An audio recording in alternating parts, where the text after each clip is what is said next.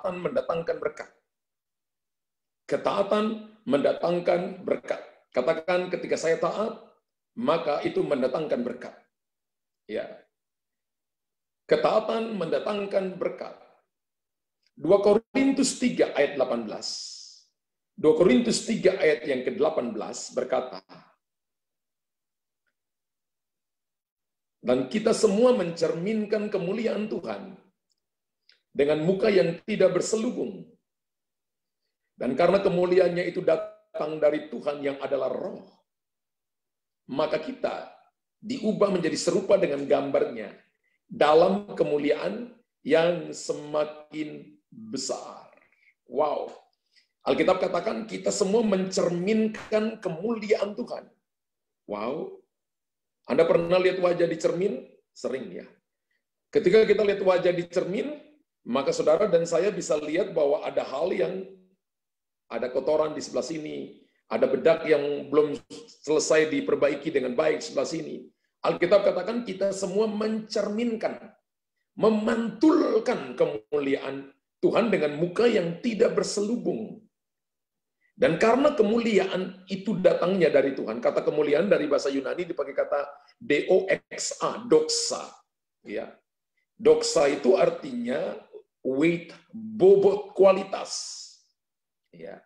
Dan karena kemuliaannya itu datang dari Tuhan yang adalah Roh, maka kita diubah menjadi serupa dengan gambarnya dalam kemuliaannya yang semakin besar.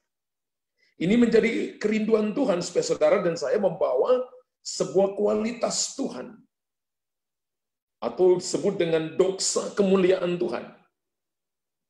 Bagaimana caranya kita bisa membawa itu? Nanti kita akan ikut terus. Ulangan 28 ayat 13 dan 14. Ulangan 28 ayat 13 dan 14. Tuhan akan mengangkat engkau menjadi kepala dan bukan menjadi ekor. Engkau akan tetap naik dan bukan turun. Katakan, saya mau tetap naik dan tidak turun. Apabila engkau mendengarkan perintah Tuhan Allahmu. Saudara dan saya akan semakin naik dan tidak turun apabila dengarkan perintah Tuhan Allahmu yang kusampaikan pada hari ini. Kau lakukan dengan setia. Oke, terima kasih Roni ya. Langsung di bold. Kau lakukan dengan setia. Perhatikan itu. Jadi kalau tidak lakukan dengan setia, maka jadi ekor terus. Tapi kalau lakukan dengan setia, maka jadi kepala terus. Pilihannya, lakukan atau tidak lakukan itu. Anda dan saya disebut orang benar, bukan waktu dengar firman. Saudara dan saya disebut orang benar, bukan waktu tahu banyak firman. Tapi kita disebut orang benar ketika kita taat, setia, melakukan firman Tuhan. Saat itu maka kita ada di jalur promosi Tuhan. Firman Allah berkata begini, dan apabila engkau tidak menyimpang ke kanan, ke kiri, atau ke kiri, dari segala perintah yang kuberikan kepadamu pada hari ini, Anda dengar firman Tuhan, pada hari ini, dengan mengikuti ilah lain. Jadi kalau Bapak Ibu dapat kata Allah dalam Alkitab, jangan baca Allah ya, bacanya ilah atau dewa lain. Ya. Dengan mengikuti ilah lain dan beribadah kepadanya. Saudara perhatikan baik-baik, kalau baca perikop Ulangan 28 ini, sebenarnya itu kan bicara tentang berkat dan kutuk, Bapak Ibu. Jadi kutuk atau berkat itu tergantung pilihan kita hari ini. Pilihannya adalah kita setia melakukan firman, atau sama sekali tidak melakukan firman. Pilihannya taat melakukan firman, atau sama sekali tidak taat. Jadi pilihan saudara dan saya hari ini, itu sangat menentukan. Hari ini kita boleh ikut ibadah healing and prophesy hari ini, melalui aplikasi Zoom hari ini, tapi pilihan-pilihan kita menentukan. Kita punya 24 jam yang sama, ada yang semakin dipromosi oleh Tuhan, ada yang semakin diberkati oleh Tuhan, ada yang tidak dipromosi sama sekali. Ada yang sama sekali saudara dan saya ada di underground. Apakah Tuhan pilih kasih? No. Ingat bahwa kasih Tuhan itu tidak bersyarat, tapi berkatnya selalu bersyarat. Dan salah satu syarat yang Tuhan berikan kepada kita adalah Tuhan mau saudara dan saya taat. Katakan, Tuhan mau saya taat. Bapak Ibu tulis, Tuhan mau saya taat. Haleluya. Ketika Bapak Ibu taat, maka itu adalah jalur untuk Tuhan mengangkat saudara. Saudara boleh saja hebat dalam ilmu pengetahuan. Saudara boleh saja hebat dalam pintar kerja, dalam pekerjaan. Tapi belum tentu di hadapan Tuhan Anda dipuji. Sebab orang yang dipuji di hadapan Tuhan adalah mereka yang taat melakukan firman Tuhan tanpa menunggu, tanpa menunda. Karena menunda adalah salah satu bentuk daripada ketidaktaatan. Tulis Bapak Ibu di situ. Menunda adalah salah satu bentuk daripada ketidaktaatan.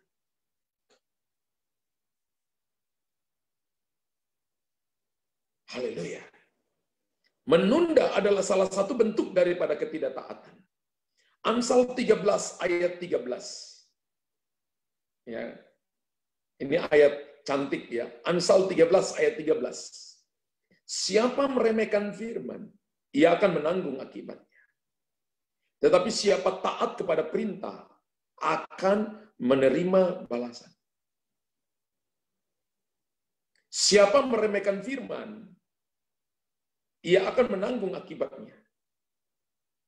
Tapi siapa taat kepada perintah akan menerima balasan. Wow, wow. Pilihannya ada. Taat, maka menerima balasan. Tidak taat, maka akan menanggung akibatnya. Ketaatan itu mendatangkan berkat dan mujizat. Berapa banyak saudara yang mau berkat? Berapa banyak Bapak Ibu yang mau mujizat? Haleluya. Semua pasti mau. Pasti ada amin 1 miliar, amin 2 miliar, amin 5 miliar kali. Ya. Tapi saya beritahukan kepada Bapak Ibu, ketaatan mendatangkan berkat. Ketaatan mendatangkan mujizat. Bahkan saya sebut bahwa ketaatan itu adalah pintu gerbang untuk Anda dan saya mengalami berkat. Anda dan saya mengalami mujizat. Jadi kalau saudara dan saya tidak taat, maka kekeringan. Itu akibatnya. Tapi kalau Bapak Ibu taat, orang yang biasanya taat kepada aturan manusia, taat kepada pemimpin, taat kepada aturan dan sebagainya, maka dia akan mudah juga taat kepada Tuhan. Atau dia yang mudah taat kepada Tuhan, mudah juga taat kepada aturan-aturan yang dibangun oleh sistem manusia. Makanya tadi ketika Tuhan kasih saya penglihatan kepada Indonesia awal, Tuhan menunjukkan kepada saya ular piton besar sedang melilit Indonesia dari Sabang sampai Merauke. Lalu Tuhan berkata, spirit of piton, itu adalah pemberontakan, itu adalah tenun, itu adalah sihir. Ya, itu adalah ketidaktaatan, roh suka melawan. Disebut dengan spirit of piton. Dan itu ada pada Saul pada awalnya. Nah, ketaatan mendatangkan berkat dan mujizat. Ketaatan pada apa? Pada manusia bukan. Ketaatan pertama itu harus dimulai pada firman Tuhan. Katakan, ketaatan pertama harus dimulai pada firman Tuhan. Bapak Ibu tulis di situ. Ketaatan pertama saya harus dimulai pada firman Tuhan. Ketika kita mulai taat dari firman Tuhan, maka akan mudah kita akan taat kepada yang lainnya. Haleluya. Saya nggak percaya, saudara. Ketika Anda taat kepada orang lain, orang bisa memberontak kok kepada firman Tuhan. Karena dia taat kepada orang lain, karena dia mau dapat sesuatu. Tapi kalau saudara dan saya taat kepada firman Tuhan, Anda nggak dapat dari dunia pun, maka Anda dapat bagianmu dari Tuhan. Ketaatan adalah pada firman Tuhan, atau dimulai pada firman Tuhan. Namun bagi orang yang meremehkan dan mengolok firman Tuhan, akan menanggung akibatnya. Tapi kita bukan orang yang meremehkan firman, kan? Kita bukan juga orang yang mengolok-olok firman, kan? Kita adalah orang yang taat pada firman Tuhan. Karena itu adalah pintu gerbang mujizat, pintu gerbang berkat. Iblis itu tidak mau kita menerima berkat. Iblis itu tidak mau kita menerima mujizat. Dia paling jealous dengan saudara. Sehingga iblis selalu mengarahkan kita kepada ketidaktaatan. Jadi Bapak Ibu sekarang ini, ketika Anda tidak taat, maka ada satu pribadi yang mengarahkan saudara ke sana. Namanya iblis. Setan itu, nama latinnya adalah diabolos. Siapa yang suka bolos baca Alkitab? Siapa yang suka bolos berdoa? Siapa yang suka bolos ibadah? Temannya iblis. Ingat, iblis nama latinnya itu diabolos. Oh, nanti aja besok, hari ini aku bolos. Ya. Satu-satunya pribadi yang suka membawa Anda distraction, dialihkan perhatian dalam membaca, merenungkan, hidup dalam ketaatan, hidup melakukan firman Allah adalah setan. Setan mengarahkan kita kepada ketidaktaatan. Tapi mari hari ini kita mau belajar taat, karena ketaatan mendatangkan berkat. Belajar ketaatan dari Abraham. Haleluya. Ibrani 11 ayat 8, kemudian lompat ayat 17. Ibrani 11 ayat 8, lalu kita lompat ayat 17. Karena iman Abraham taat. Wow. Karena iman Abraham taat. Ketika ia dipanggil untuk berangkat ke negeri yang akan diterimanya, menjadi milik pusakanya. Lalu ia berangkat dengan tidak mengetahui tempat yang ia tuju. Wow. Disuruh pergi ke satu tempat, nggak tahu tempatnya di mana, tapi taat saja melakukan. Luar biasa. Itu saking percaya, karena itu ayat ini dimulai dengan karena iman. Iman itu kan percaya. Karena percaya Abraham taat. Jadi Bapak Ibu nggak mungkin akan sampai kepada ketaatan kalau kita nggak mulai dengan percaya lebih dulu. Percaya itu adalah jalan tol untuk Anda dan saya mempraktekkan ketaatan. Katakan amin 1 miliar kali. Katakan percaya adalah jalan tol untuk saya belajar taat. Haleluya. Karena iman, Abraham taat. Ketika ia dipanggil untuk berangkat ke negeri yang akan diterimanya, menjadi milik pusakanya, lalu ia berangkat dengan tidak mengetahui tempat yang ia tuju. Misalnya, saya mewakili Tuhan, ya mewakili contoh seperti ini. Lalu saya katakan, ayo Bapak Ibu, silakan pergi ke tempat yang aku tuju. Pasti Bapak Ibu akan tanya, Pak Pastor, pergi kemana? Saya harus pergi kemana? Jalan lewat mana? Ya, jalan yang paling cepat lewat mana? Ini Abraham nggak tanya seperti itu. Dia pergi saja. Saking percaya kepada orang yang menyuruh dia bahwa tidak mungkin dia akan disesatkan, tidak mungkin dia akan dihancurkan. Nah, ketaatan tuh model begitu tuh. Tidak ada banyak komplain, tidak ada banyak tanya. Hanya dengar, lakukan. Itu taat. Itu taat. Apakah Bapak Ibu sampai di tingkatan ini? Kalau belum sampai di tingkatan ini, jangan berharap mujizat. Jangan berharap berkat. Jangan berharap. Kalau kita sering komplain, kalau kita sering mengeluh, kalau kita sering mempertanyakan bagaimana ini? Sudah begini, sudah doa 7 tahun, sudah doa 9 tahun, sudah doa puasa, sudah begini, tapi kok begini? Bapak Ibu, mujizat jauh, berkat jauh dari saudara. Abraham nggak ada komplain sama sekali. Karena iman, maka Abraham tak kala ia dicobai, mempersembahkan Ishak. Ia yang telah menerima janji itu, rela mempersembahkan yang tunggal. Wow. Ayat 17 ya, tadi ayat 17 tadi dari Ibrani 11 ayat 17. Karena iman, maka Abraham tak kala ia dicobai. Saudara jangan pikir kalau saudara dan saya punya tingkatan iman yang tinggi, maka tidak ada ujian. Ujiannya semakin mengerikan, saudara. Ya. Tapi Abraham diuji dan dia lulus ujian. Karena iman, maka Abraham tak kala ia dicobai, mempersembahkan Ishak. Diprediksi pada waktu itu umur Abraham 130 tahun, menurut salah satu teolog Ibrani yang bernama Yosefus. Dan Ishak sudah umur 30 tahun.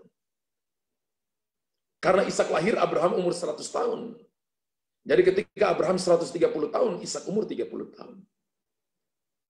Karena iman, maka Abraham tak kala ia dicobai, mempersembahkan Ishak, ia yang telah menerima janji itu, bahwa dia akan diberkati. 30 tahun yang lalu, kamu akan diberkati. Rela mempersembahkan anak yang tunggal. Wow. Abraham gak tanya gini, Tuhan kan engkau janji. Gue punya anak satu-satunya. Nggak ada komplain. Saya nggak baca, nggak ada secara eksplisit, implisit, bahwa Abraham komplain. Nggak ada. Yang ada adalah tindakan nyata mempercayai taat saja. Itu yang membuat orang ini menjadi be a role model dalam obedience, dalam ketaatan. Abraham meninggalkan Ur Kasdim menuju ke tempat yang belum jelas. Dan belum jelas lebih baik dari Ur Kasdim. Belum tentu jelas, belum tentu lebih baik dari tempat tinggalnya. Dia nggak tahu itu di mana. Abraham menyerahkan putra terkasihnya untuk dipersembahkan kepada Tuhan di atas Gunung Moria. Tuhan itu hanya tes hati Abraham. Ketaatan Abraham oleh karena iman. Sekali lagi, kalau Bapak Ibu mau belajar taat, maka harus mulai dengan iman lebih dulu, percaya lebih dulu. Misalnya Bapak Ibu dengarkan saya khotbah hari ini, Bapak Ibu mempercayai saya. Dan setiap perkataan firman yang keluar dari mulut saya, Bapak Ibu katakan saya mau melakukannya. Karena saya percaya itu firman Tuhan. Amin. Bapak Ibu ada di sebuah gereja lokal, dan Bapak Ibu mempercayai gereja lokal itu, Bapak Ibu yang ikut tertanam di dalam ibadah Zoom ini pun, Bapak Ibu berkata gini, saya ada di sini, dan saya bertumbuh di sini, saya merasa saya didapat makanan rohani di sini, maka perkataan dari gembala Anda ikuti. Kejadian 22 ayat yang pertama, setelah semuanya itu, Allah mencoba Abraham. Lalu ia berfirman kepadanya, Abraham, lalu sahutnya, ya Tuhan. Wow. Abraham hanya, yes Lord. Ya, siap komandan. Saudara perhatikan di sana, dia nggak komplain. Makanya kata penyembahan pertama kali dipakai, tidak dipakai oleh para imam lebih dulu, tidak. Kata penyembahan pertama kali dipakai adalah dipakai ketika Tuhan menguji hati Abraham dalam Kejadian 22 ayat yang kelima. Dalam terjemahan bahasa Inggris, maka ini adalah kata pertama kali kata worship dipakai dalam Alkitab dalam Kejadian 22 ayat yang kelima. Kata sembahyang di sana itu dipakai kata worship, ya, dipakai kata worship, ya. Dikatakan seperti ini. And I and the lad will go yonder and worship. Aku dan anak muda ini, anakku, anak laki-lakiku akan pergi worship. Kata worship ini merupakan kata pertama. Saudara tahu begini, ketika Abraham diuji, maka yang keluar dalam dirinya adalah ketaatan. Semua worship yang harus terjadi di dunia ini yang menyenangkan Tuhan, itu harus dimulai dengan ketaatan. Di lain itu Anda cuma show saja. Anda bangun panggung dan bukan mezbah. Makanya Abraham bangun mezbah. Tuhan hanya tes hatinya. Tuhan tidak butuh kehebatan kita. Namun Tuhan memeriksa mutu dan kualitas ketaatan kita. Bapak Ibu tulis di situ. Tuhan tidak butuh kehebatan saya. Namun Tuhan memeriksa mutu dan kualitas ketaatan saya. Wow. Wow. Tuhan tidak butuh kehebatan saya. Namun Tuhan memeriksa mutu, nilai, dan kualitas dari ketaatan saya. Katakan amin 100 miliar kali. Haleluya. Amin. Tuhan tidak butuh kehebatan saya. Namun Tuhan memeriksa mutu dan kualitas ketaatan saya. Pastikan itu saudara. Ketika Tuhan memeriksa saudara, yang Tuhan temukan adalah mutu, nilai, dan kualitas yang didapat adalah kualitas ketaatan. Ketika Tuhan memeriksa Abraham, maka dia tidak temukan kehebatan yang lain selain dia menemukan bahwa Abraham punya mutu, kualitas, dan nilai ketaatan. Wow, wow, wow. Tuhan menguji ketaatan. Kata menguji adalah memeriksa. Kata menguji adalah menentukan mutu, nilai, dan kualitas daripada ketaatan. Alkitab katakan Tuhan menguji Abraham. Haleluya. Setelah semuanya itu Allah menguji, mencoba. Terjemahan yang lain adalah tes. Tuhan mentes Abraham. Makanya kata menguji adalah memeriksa, menentukan mutu. Bapak Ibu menguji sesuatu, menguji emas. Bahkan kalau Bapak Ibu lihat ban mobil, ban motor Bapak Ibu kalau mau dipakai, harus melewati yang namanya uji kualitas. Harus ditekan dalam tekanan tertentu. Kalau tidak pecah, maka dia siap untuk diproduksi, dijual, dilempar ke pasaran. Tapi kalau ditekan dalam tekanan yang sudah diatur dan pecah, maka harus kembali ke pabrik. Ada begitu banyak orang Kristen ketika ditekan dalam masalah tertentu, persoalan tertentu pecah terus. Sehingga tidak pernah dipakai untuk sampai di tujuan. Hari ini Tuhan sedang menguji ketaatan kita. Memeriksa, menentukan mutu, nilai, kualitas apa saudara ketaatan. Ketika menguji Abraham, maka Allah melihat ketaatan Abraham adalah ketaatan yang teruji mutunya dan punya kualitas. Wow.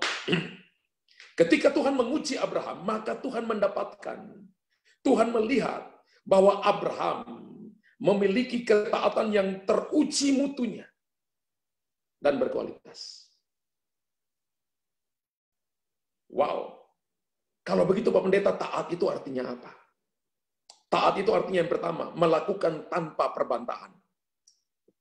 Atau melakukan tanpa ada bantahan apapun. Taat artinya yang pertama, melakukan tanpa perbantahan. Atau tanpa ada bantahan apapun. Yesaya 46 ayat 12 dan 13. Yesaya 46 ayat 12 dan 13. Dengarkanlah aku, hai orang-orang yang congkak atau sombong. Orang-orang yang jauh dari kebenaran. Yesaya 46 ayat 12 sampai 13.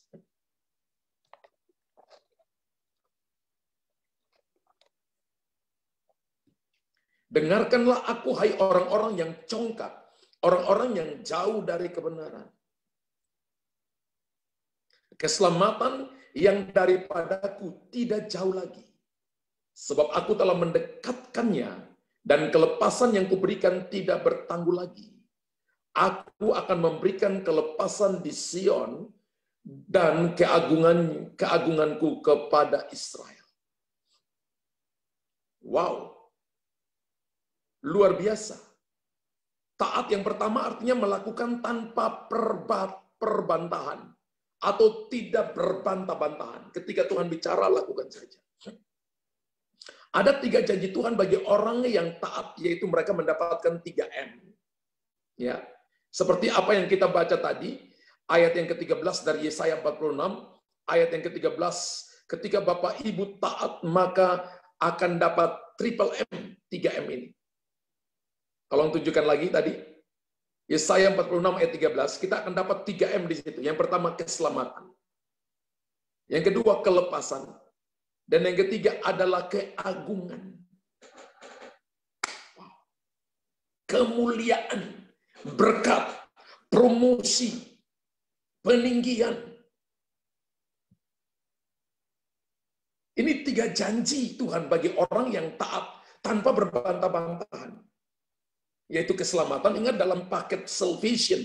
Dalam kata keselamatan itu paket, saudara. Ada kesembuhan, ada pemulihan, ada segala janji-janji Tuhan di situ. Ya, makanya Yesus mati, dia tanggung kemiskinan, dia tanggung kelemahan, dia tanggung sakit penyakit, dia tanggung dosa. Itu paket. Tuhan itu tidak kasih kepada kita eceran, Tuhan selalu kasih kita paket. Bahkan ada kelepasan di situ. Ada keagungannya di situ. 3M. Namun orang yang congkak atau keras hati, bandel, suka menunda, hati yang suka membantah, adalah orang yang lebih dari orang bodoh, kalau saya katakan itu. Ini orang ini lebih daripada orang bodoh. Ulangan 21, ayat 18 sampai ayat 21. Ayat ini berbicara tentang anak durhaka. Kalau Bapak Ibu baca mengerikan, kalau anak itu durhaka, maka orang tuanya harus melapornya kepada para imam, kepada para penatua kota. Kemudian anak itu harus dibawa ke pintu gerbang kota, lalu dilempari dengan batu sampai mati karena ini merupakan sebuah kejahatan. Jadi ketidaktaatan itu adalah sebuah kejahatan di hadapan Tuhan. Hukum Taurat, Ulangan 21, 18 sampai 21 itu harus dilempari dengan batu sampai mati. Saya ingat sekali Bapak Ibu, 16 tahun yang lalu, saya dengan keluarga akan diutus dari Denpasar ke Makassar. Saya ingat waktu itu bulan Maret, saya sedang pelayanan hampir 1 bulan di Sydney, Australia. Ketika itu kami diutus. Ketika saya pergi pelayanan ke luar negeri, istri saya itu lagi pindahan rumah. Ya, anak saya yang paling gede, Chris, itu masih umur 3 tahun atau 4 tahun kalau nggak salah. 4 tahun. Yang paling kecil itu Charity itu masih umur 2 tahun. Istri saya lagi baru pindah rumah. Ketika saya pulang awal Maret, diperintahkan untuk segera pindah ke Makassar. Anak saya waktu itu 4 atau 5 tahun, saya lupa itu, 4 atau 5 tahun. Dia sedang sekolah playgroup. Ketika saya dengar instruksi itu dari gembala senior saya cuma bilang, siap Pak, berangkat. Istri saya bilang, saya baru pindah rumah, baru pindahkan barang-barang, baru perbaiki, baru pindah dan sebagainya. Saya katakan kita belajar taat. Saudara tahu, kemudian saya datang ke Makassar lebih dulu, saya ingat bulan Maret, kalau nggak salah tanggal 6 atau tanggal 7. Saya masuk pertama cari rumah kontrak, setelah cari rumah kontrak dicat semuanya, lalu saya katakan, kemudian saya kembali ke Denpasar, packing barang, dinaikin, saya kembali ke Makassar lagi. Dan saya katakan kepada istri saya, biar saya yang lebih dulu, barang-barang masuk lebih dulu, semua saya ngatur dulu, nanti pakaian-pakaian, kamu datang, terus kamu baru rapiin. Saudara, kemudian setelah singkat cerita, barang-barang dikirim, saya juga terbang ke Makassar. Kemudian istri saya nyusul. Ketika sampai di Makassar, ketika kami di Denpasar sebelum ke Makassar, ada yang berkata, Bapak kenapa nggak tawar? Nanti setelah bulan Juli, setelah tahun ajaran baru pindah supaya anak Bapak jangan sampai tidak sekolah. Saya katakan secara logika benar, tapi saya mau taat kepada pemimpin. Saudara, kami tetap datang ke Makassar. Dan apa yang terjadi? Ketika tiba di Makassar, anak saya itu tidak sekolah selama 6 bulan, Maret, April, Mei, Juni, Juli. Ya, Maret, mulai April, Mei, Juni, Juli. Nggak sekolah. Harus tunggu tahun ajaran baru. Sedangkan di Denpasar, kami udah bayar mahal ketika sekolah. Harus pindah.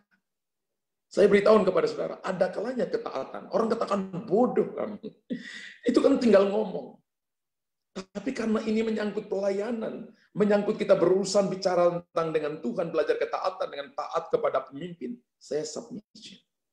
Dan saya lihat hari ini akibat dari sebuah ketaatan demikian, Tuhan itu nolong kita dengan cara-cara yang hebat. Dengan cara-cara yang ajaib. Orang taat itu akan lihat kehidupan, akan lihat promotion, akan lihat jalan keluar, pertolongan. Orang yang tidak taat, itu akan kena akibatnya, akan mati. Mungkin nggak mati secara fisik, tapi mati secara rohani. Jadilah seperti prajurit yang selalu siap melakukan perintah tanpa ada perbantahan.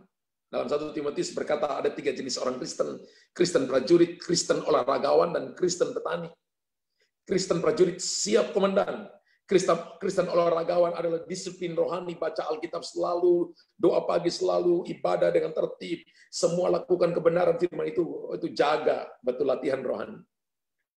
Kristen petani adalah saudara dan saya selalu menabur, mempersiapkan benih yang terbaik, selalu menabur, dan pertama kali menikmati hasil usahanya. Ya, tapi dalam hal ini tanpa perbantahan adalah Kristen prajurit siap komandan. Dan saya lakukan seperti itu. Setiap kali pemimpin saya ngomong apa, siap. Sampai hari ini pun. Orang tua rohani saya, yang berapa kali saya undang, ada kalanya kita udah beda rumah, tempat pelayanan. Tapi kalau dia telepon saya, kasih masukan kepada saya. Begini, saya bilang, siap, saya akan lakukan. Belajar taat itu dengan orang-orang yang ada di atas kita. Anak-anak tunduk kepada orang tua. Kemudian kita tunduk, kalau kita di tempat pekerjaan, tunduk kepada orang di atas kita. Di atas kota kita tunduk pada pemimpin kota, provinsi kepada pemimpin provinsi, bangsa kepada pemimpin bangsa. Di gereja ada gembala, di bawahnya ada struktur-struktur pelayanan yang kita harus tunduk di bawahnya tanpa ada perbantahan. Abraham keluar tanpa tahu tujuannya. Banyak kali ketika kita disuruh taat, nggak ngerti sama sekali. Nggak tahu tujuan sama sekali. Tapi percayalah, Tuhan tidak mungkin hancurkan saudara. Seperti dia tidak hancurkan Abraham. Seperti dia tidak jerumuskan Abraham, demikian juga. Yang kedua, melakukan sekalipun bertolak belakang dengan kehendak pribadi. Taat itu artinya melakukan sekalipun bertolak belakang dengan kehendak pribadi. Abraham keluar dari Ur Kasdim menuju tempat yang belum jelas lebih baik dari tempat tinggalnya di Ur Kasdim. Dan ketaatan kita teruji ketika kita melakukan apa yang tidak sesuai dengan kehendak pribadi kita. Seperti tadi saya saksikan. Ya. Secara logika, betul, harus tunggu sampai tahun ajaran baru karena anak lagi sekolah. Secara logika, tunggu dulu dong, baru tarik nafas. Istri saya baru selesai pindah rumah. Angkat barang saya nggak ada lagi. Kemudian harus packing barang lagi. Tapi ketaatan teruji ketika kita melakukan apa yang tidak sesuai dengan kehendak pribadi kita. Ketika kita belajar taat dan taat pertama kali adalah firman Tuhan, maka saudara dan saya, itu adalah ujian ketaatan kita. Ketika perjalanan hidup saudara saat ini berbelok arah menuju kepada posisi jabatan atau tempat yang tidak lebih baik dari sebelumnya, seperti Abraham disuruh keluar dari Ur Kasdim, tetaplah taat berjalan pada kehendak Tuhan dan tetaplah hidup taat dalam kebenaran firman Tuhan. Katakan amin 100 miliar kali. Haleluya. Ketika semuanya sepertinya tidak terkendali, belajar tetap taat. Ketika semuanya sepertinya pintu tertutup, tetap taat. Ketika rasanya semuanya hilang dari saudara, tetap taat. Abraham disuruh keluar ke tempat yang belum tentu lebih baik dari tempat asalnya. Tapi saya beritahukan kepada saudara, ketaatan Abrahamlah yang membuat hari ini dia menjadi role model daripada contoh ketaatan. Haleluya. Tuhan sedang menguji dan melihat mutu kualitas ketaatan kita. Hari-hari ini Tuhan sedang menguji dan melihat mutu dari kualitas ketaatan kita. Ketika saudara melakukan itu, maka Anda lihat mujizat. Saya ingat satu saat, sebelum lockdown ya, mungkin sekitar bulan Desember 2019, saya sedang pelayanan di satu kota.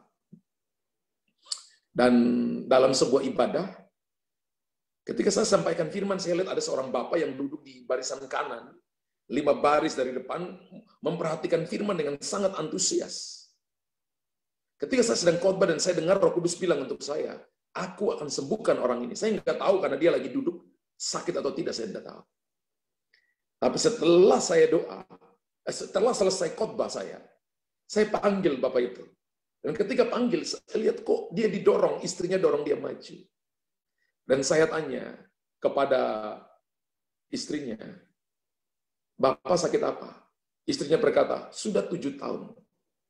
7 tahun dia ada di kursi roda. Dan selama ini berdiri pun tidak bisa. Tapi saya taat dengan firman Tuhan. Saya lihat orangnya sudah berumur. Tapi saya nggak mau tanya umur. Saya cuma mau taat terhadap perintah Tuhan. Dan saya mulai turunkan sadel kursi rodanya. Dan saya tanya, Bapak mau sembuh? Dia katakan, saya mau. Lalu saya pegang tangannya. Ketika saya tarik tangannya, dia berdiri, saudara. Istrinya kaget. Anak perempuannya langsung jatuh tersungkur. Lalu nangis. Kemudian berdoa. Karena selama 7 tahun berdiri pun nggak bisa. Kemudian dengan kaki kiri saya dorong kursi roda ke belakang. Dan saya katakan, Bapak jalan dengan saya. Saudara tahu hari itu, Tuhan jamah dia sembuh dan dia jalan. Dia pulang, tidak lagi di atas kursi roda. Dia pulang dan dorong kursi rodanya. Ketaatan selalu melahirkan mujizat. Haleluya. Ada kalanya Tuhan menguji dan melihat mutu kualitas ketaatan kita. Satu saat dalam sebuah pelayanan KKR, saya bernubuat kepada seorang ibu, saudara.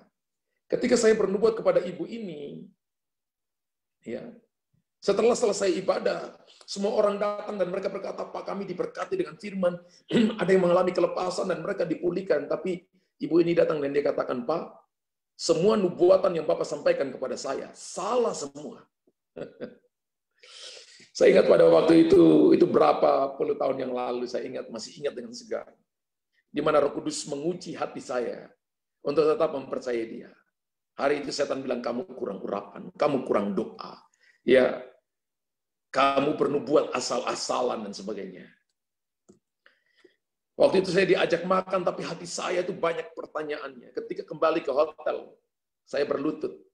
Ketika saya berlutut, saya dengar Roh Kudus bicara untuk saya.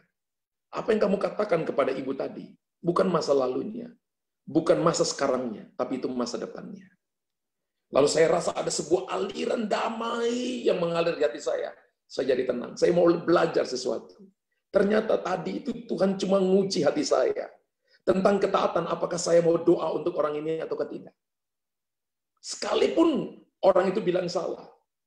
Tapi banyak kali Tuhan uji ketaatan kita untuk melihat apakah kita taat melakukan sesuai dengan bagian panggilan pelayanan kita. Saya ingat sekali beberapa tahun kemudian, bahkan saya sudah lupa orangnya. Tiba-tiba dalam sebuah ibadah, ibu itu datang dan ibu itu berkata, Pak Pendeta ingat saya? Saya bilang, siapa ya Bu? Ingat beberapa tahun yang lalu, Bapak pernah bernubuat untuk saya, dan saya katakan maaf Ibu. Saya bernubuat kepada banyak orang. Saya berdoa kepada banyak orang. Ibu siapa? Ingatkah Pak? Yang saya datang, saya katakan kepada Bapak, apa yang Bapak nubuatkan kepada saya, salah semua. Saya bilang, saya ingat itu. Karena itu membuat saya beberapa jam gelisah sekali.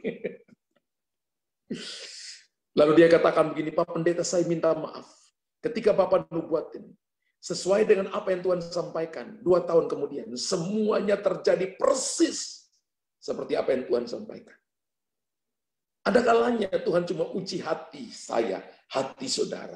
Untuk taat melakukan sekalipun hari itu nggak mengerti. Sekalipun hari itu ketika Anda lakukan, ada intimidasi. Untuk melihat mutu kualitas ketaatan kita. Ada kalanya ujian datang itu untuk melihat cuma nilai, mutu, dan kualitas ketaatan kita. Haleluya. Melakukan sekalipun bertolak belakang dengan kehendak pribadi. Saya ingat satu saat, mungkin nggak tahu istri saya ingat nggak. Kami berdua baru nikah, masih ada di Ambon waktu itu, saya ingat. Tiba-tiba istri saya ambil salah satu anak didiknya di remaja. Dia punya problem dengan telinganya. Telinganya itu dokter bilang itu gendang telinganya robek. Dan harus operasi. Lalu istri saya waktu itu bawa masuk ke dalam kamar, karena ini anak remaja, ditemanin, lalu dia suruh saya tolong doain dong. Hari itu saya tuh nggak ada mood sama sekali. Saya nggak mau doain anak itu. Ya, saudara jangan pikir bahwa pendeta itu harus selalu doain orang. Hari itu saya nggak ada mood sama sekali. Saya nggak mau doain anak itu. Tapi istri saya katakan, tolong dong doain, kan cuma doain saja. Lalu akhirnya saudara apa? Saya masukin jari di telinganya. Dua telinganya. Dan saya doa paling singkat, saya ingat waktu itu. Gendang telinga, sembuh dalam nama Yesus. Lalu saya berdiri. Saya berdiri waktu itu, saya lupa. Saya keluar kalau nggak salah. Ketika saya keluar, terjadi kelepasan. Dia teriak-teriak. Sampai istri saya katakan, panggil nama saya, ini orang lagi kelepasan. Waktu saya masuk, saya lihat, loh, saya buat apa dengan orang ini? Saya lagi gak mood doa orang ini. Lagi bertolak belakang dengan keinginan saya. Saya lagi gak mood. Tapi Tuhan bekerja dalam ketidakmutan saya. Saudara tahu, ketika selesai doa, dia katakan telinga kanan sudah nggak sakit lagi. Beberapa minggu kemudian ketika dia periksa, gendang telinganya jadi baru seperti gendang telinga anak balita. Sampai hari ini sembuh total. Sesuatu yang bertolak belakang. Saya beritahukan kepada saudara, Tuhan itu paling suka dengan ketaatan. Sekalipun ketaatan yang Anda lakukan itu rasanya mut-mutan seperti saya. Tapi karena dia berdaulat, supaya saya jangan sombong, supaya kemuliaan hanya bagi Tuhan. Haleluya. Yang ketiga. Apa itu ketaatan? Melakukan dengan sepenuhnya, bukan setengahnya, bukan sebagian. Ketaatan sebagian bukan ketaatan. Haleluya. Ketaatan itu adalah melakukan dengan sepenuhnya. Yosua pasal yang ke-6 menjelaskan ketika bangsa Israel taat untuk melakukan mengelilingi tembok Yerikho. Maka tembok itu roboh. Ayo hari ini ada pertanyaan, Bapak Ibu tulis di situ, jawab. Tembok Yerikho roboh itu ketika berapa kali Yosua dan orang Israel mengelilinginya. Ayo tulis. Ya, ayo tulis Bapak Ibu. Berapa kali? Ya. Berapa kali? Tulis dulu, ini berapa banyak orang ini? Mau lihat semuanya. Ya, 100-an lebih, 200-an lebih. Ya, termasuk yang ada di Facebook. Berapa kali Bapak Ibu? Ada yang 7 kali, ada yang 13 kali, ada yang 13 kali 7 kali.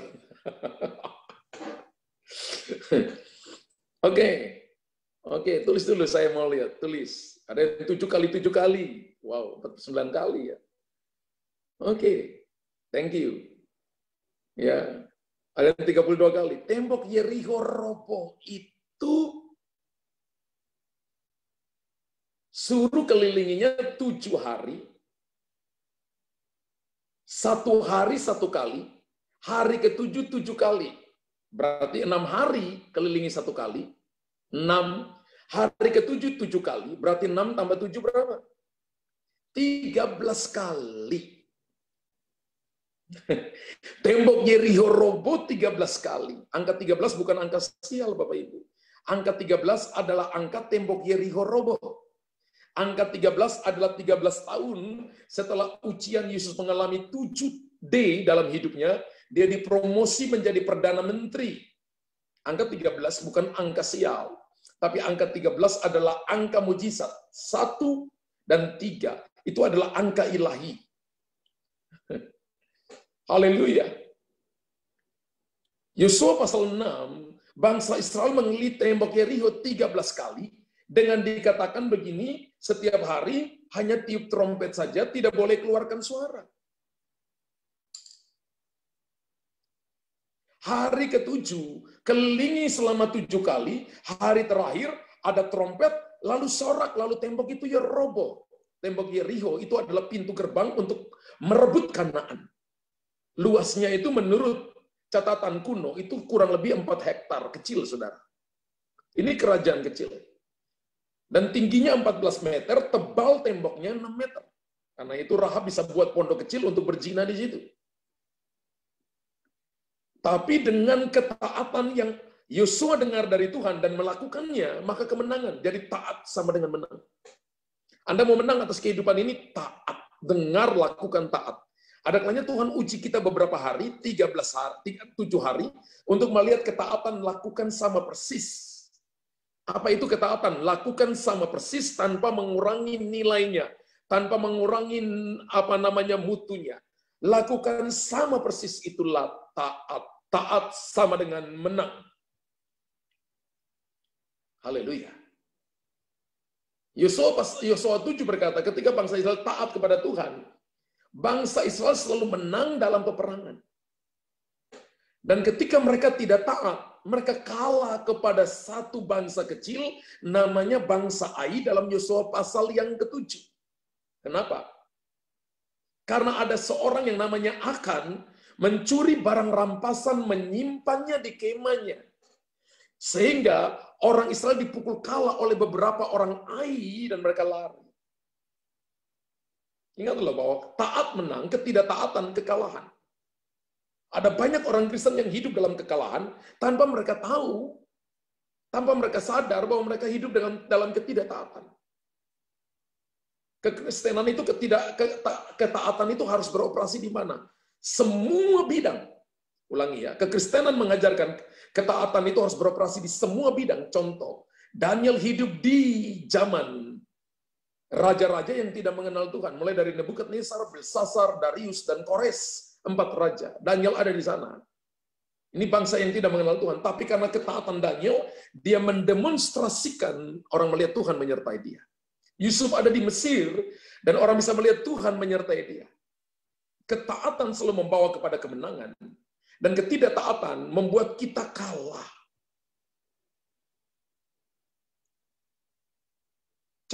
Coba periksa kehidupan kita. Kalau ketaatan membawa berkat, berarti ketidaktaatan membawa apa? Ya kutuk, kekalahan. Kalau bisa disimpulkan kekristenan ini adalah menyangkut tentang ketaatan kita atau ketidaktaatan kita. Tuhan itu maha tahu kan? Dan dia sangat tahu pemberontakan umatnya. Dan pemberontakan mendatangkan kekalahan. Bahkan Ai itu, Akan itu menyembunyikan, gak ada yang tahu. Bahkan dikumpulkan dari suku mana. Kemudian dapat suku Yehuda. Dari suku Yehuda, kemudian per kaum. Setelah per kaum, per keluarga.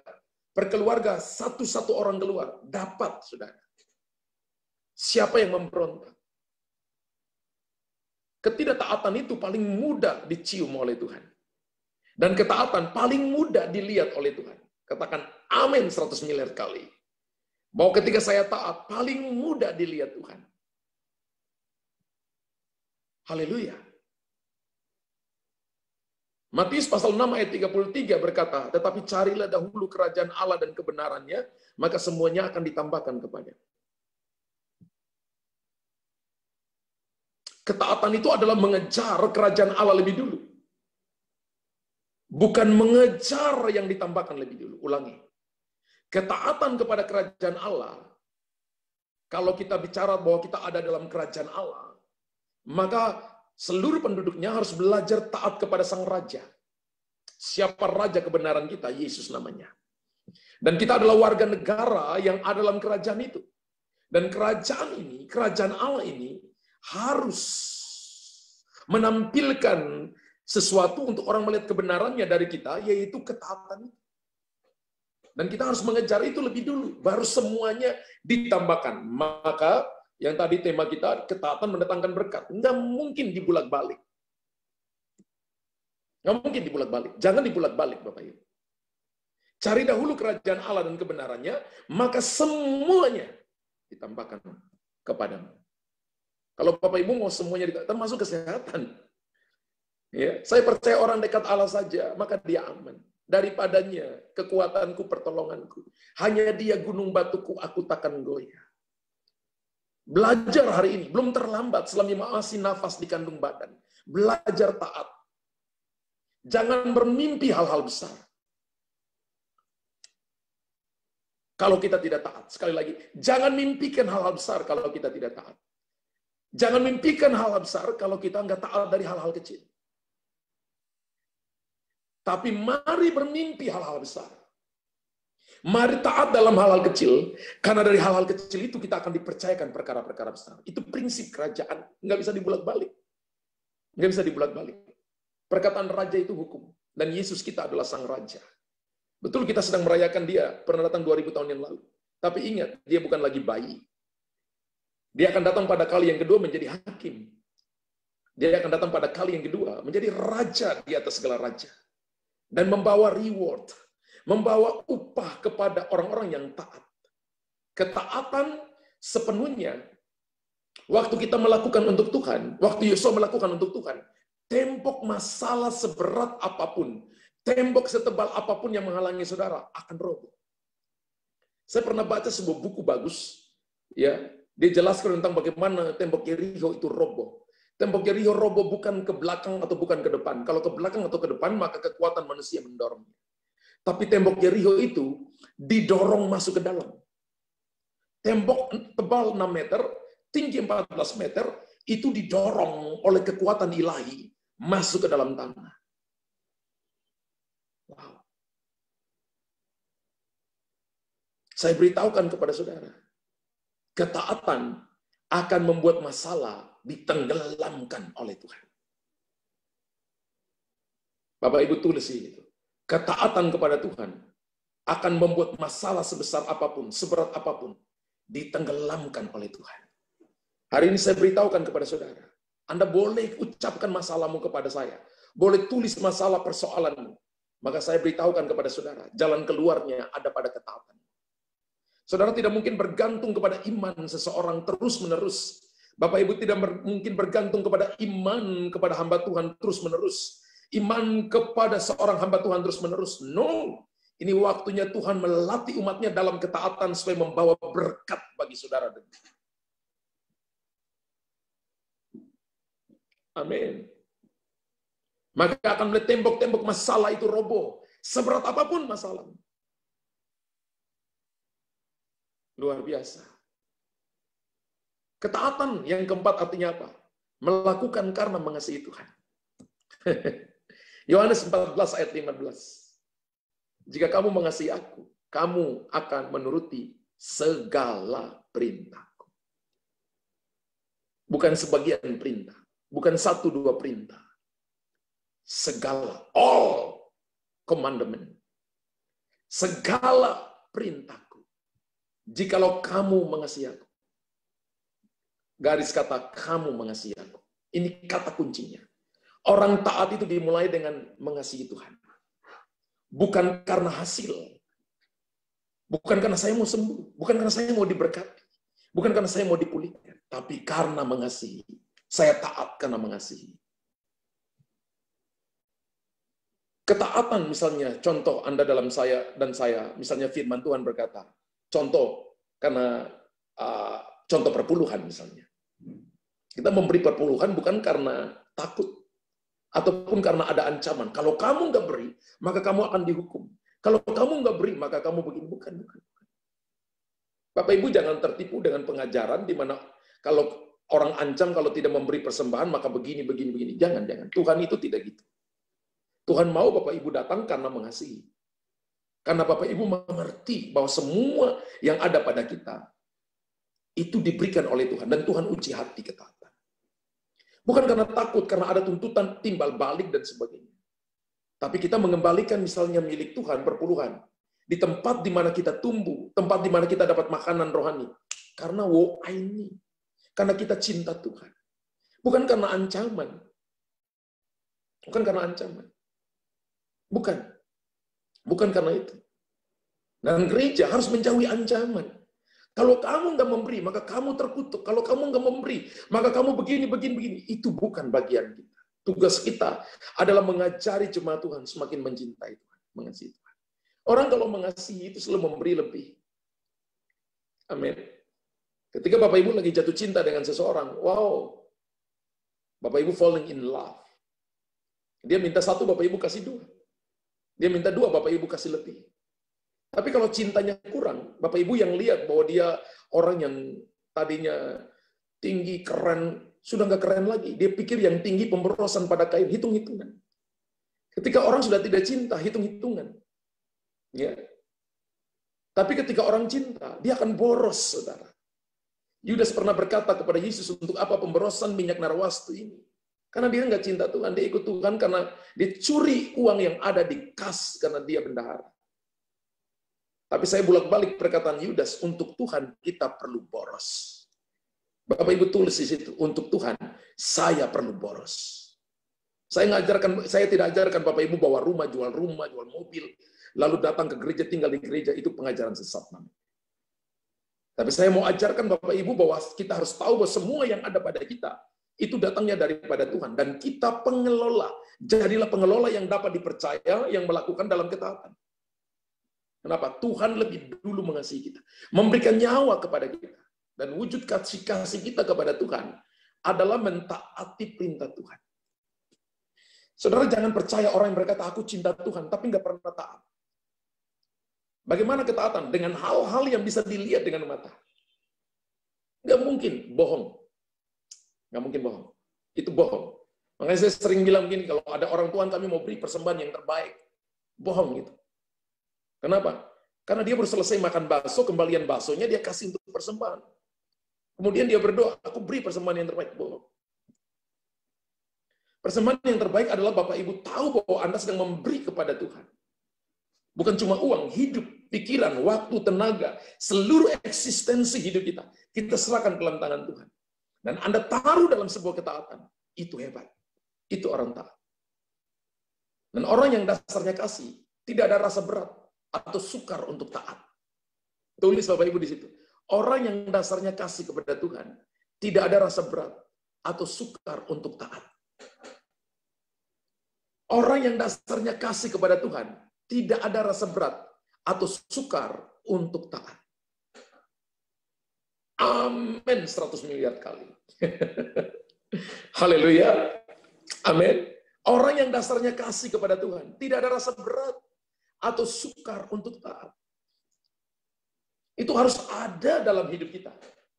Pelayanan ini saya minta, di Zoom ini saya minta Bapak Ibu yang hadir. Hadir bukan karena saya mau didoain. Tapi hadir karena Bapak Ibu rasa begini, saya mencintai Tuhan. Saya dapat sesuatu hari ini. Kalau sampai Bapak Ibu didoain, kalau sampai Bapak Ibu dinubuatin, kalau sampai Bapak Ibu disembuhkan oleh Tuhan, itu bonus karena Bapak Ibu belajar taat. Mari lagi jadi dewasa. Ada kalanya masalah persoalan yang datang secara pribadi, datang secara korporat, datang di seluruh dunia, mendewasakan kita untuk kita belajar taat. Supaya mutu kualitas iman kita kelihatan. Oleh karena itu, saudara-saudara, Bapak Ibu semua, kita melakukan ketaatan kita kepada Tuhan bukan karena takut dihukum. Namun karena kita, I love you, mengasihi dia. Kalau kita melakukan karena kita cinta, kita datang menyembah karena cinta. Kita datang angkat tangan karena cinta. Kita memberi karena cinta. Tidak ada yang paksa. Bapak Ibu memberi karena cinta. Ketika ada dorongan dalam hati kita, jangan tahan. Saya mau pelayanan, saya mau ini, saya mau itu, saya mau... Lakukan dasarnya cinta. Kalau lakukan dasarnya cinta, maka tidak ada dorong-dorong terus. Sama dengan pekerjaan, sama dengan keluarga. Kalau suami dan istri menikah karena terpaksa, capek, saudara. Kalau melayani orang tua karena terpaksa, anak-anak karena terpaksa, capek, saudara. Tapi kalau melayani karena cinta, yang berat rasanya ringan. Dan itulah ketaatan. Itu dasar dari sebuah ketaatan. Anda akan melihat sebuah perbedaan yang besar. Dan akan menarik berkat luar biasa dalam hidup saudara. Tuhan memberkati Anda. Yang diberkati Tuhan tulis, saya diberkati Tuhan malam hari ini. Haleluya. Haleluya. Puji Tuhan. Puji Tuhan. Puji Tuhan. Haleluya. Haleluya. Tuhan memberkati saudara.